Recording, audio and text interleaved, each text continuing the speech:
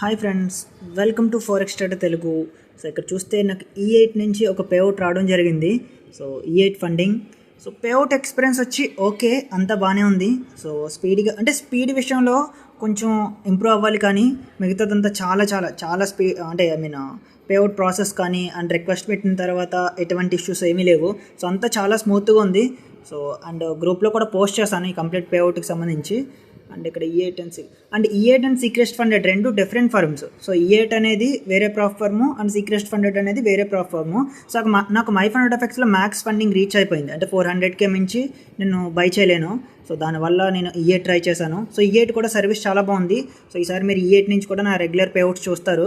And మీకు తెలిసిన best prof firms ఏమన్నా ఉంటే గ్రూప్లో రికమెండ్ చేయండి. సో అవి కూడా ట్రై చేస్తాను. సో మనం అంటే క్యాపిటల్ పెంచుకోవడానికి ఒకవేళ నాకు పేఅవుట్ చేసింది అనుకోండి, సో మీకు తప్పకుండా చేస్తుంది. ఒకవేళ మీకు ఏమైనా ఇష్యూస్ వస్తే ఈ పేఅవుట్ ప్రాసెస్లో మన అంత ఒక స్ట్రాంగ్ కమ్యూనిటీ కింద ఉంటుంది కాబట్టి మనం క్వశ్చన్ చేయగలం. ఓకే, సో ఇంకా ఈ రోజు విషయానికి వస్తే మాత్రం amazing day and excellent payout వచ్చింది. అండ్ ఈరోజు చూస్తే మనకి MyFundedFX డిస్కౌంట్ కూడా ఎండ్ అవ్వబోతుంది. సో మీరు ఎవరైనా అకౌంట్ తీసుకోవాలంటే తీసుకోండి. సో MyFundedFX కూడా మనకి తెలిసిందే మీకు ఎలా ఏ రేంజ్లో పేఅవుట్స్ చేస్తుందో.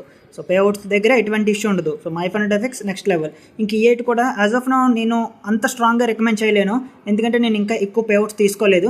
సో నేను ఎక్కువ పేఅవుట్స్ తీసుకున్న తర్వాత దాని గురించి ఒక డీటెయిల్డ్ రివ్యూ చేస్తాను, అంటే E8 ఫండింగ్ గురించి ఒక డీటెయిల్డ్గా వీడియో చేస్తాను. సో యాజ్ ఆఫ్ నౌ అంటే మాత్రం MyFundedFX నేను స్ట్రాంగ్గా రికమెండ్ చేయగలను. సో E8 కూడా బాగానే ఉంది, సో బాగానే పే చేసింది యాజ్ ఆఫ్ నౌ అంటే మాత్రం. Right, thank you. ఏమైనా డౌట్స్ ఉంటే మాత్రం గ్రూప్లో అడగండి. గ్రూప్ లింక్ వచ్చి డిస్క్రిప్షన్లో పెడతాను. Thank you.